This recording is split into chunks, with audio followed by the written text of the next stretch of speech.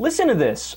Profitable companies with more than $10 million in assets paid an average tax rate of 12.6% of their global profits in the year 2010.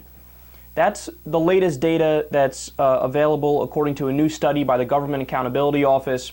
Now, I need you to remember, conservatives and Republicans always complain that the corporate tax rate in the United States needs to be cut because, oh, why don't you understand it, you stupid liberal? It's just too high. In fact, it's the highest in the world. That's what they always go back to. That's their talking point. And then they say it's anti-competitive, so you're incentivizing businesses to go overseas and set up shop elsewhere. But understand, they're not actually paying the rate that the Republicans are referring to, which is 35%. The statutory rate for the corporate tax is 35%, but nobody pays it.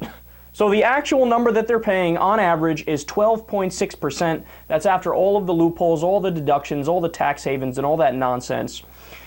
In fact, the Center for Tax Justice, the Organization for Economic Cooperation and Development, the Office of Management and Budget, this list goes on of the different organizations, and the Census Bureau in 2009 crunched the numbers and found that the U.S. has the second lowest corporate tax rate in the world.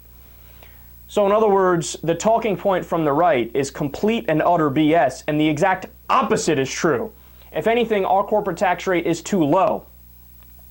And only Iceland has a lower corporate tax rate. And look, this just goes right back to a conversation we seemingly have every single day on the show, how they've shifted the tax burden from corporations and the well-to-do to the middle class and the poor. I mean, look at the Buffett rule. Warren Buffett issued a challenge to all the CEOs on Wall Street. He said, if you could show me that you pay a higher federal income tax than your secretaries do, who make between $60,000 and $80,000 a year, meanwhile the CEOs are raking in millions, I will give you $1 million of my own money. None of them could collect, because after all the loopholes, deductions, tax havens, and nonsense, the CEOs were paying less in taxes than their secretaries. Who thinks that makes sense? That's a regressive tax system. Meanwhile, on the books, we're supposed to have a progressive tax system. And look at Mitt Romney. Mitt Romney, remember in the 2012 election, everybody made a big deal about his taxes. Why? Because he sits on his ass and just makes money from investments, so he pays the capital gains rate. In the year where he paid the highest percentage, it was 15%.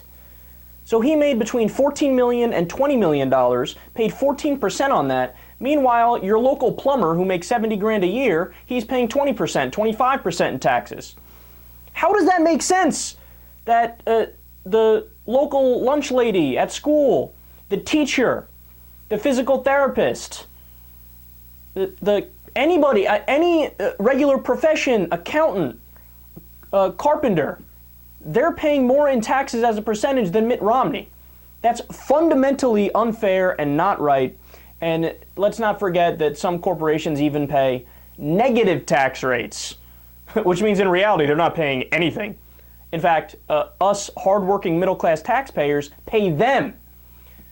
We read a list on the show before of 15 to 20 different corporations, all that net received money. You want to know who the welfare queens are? They are the actual welfare queens. The rich corporations who don't even need any extra money, but they get it anyway. Why? Because they lobby the politicians for the loopholes and they get their welfare check. Meanwhile, the first thing to go on the chopping block is all of the programs for the poor and the middle class. It's nonsense, and it should have been stopped the day before yesterday.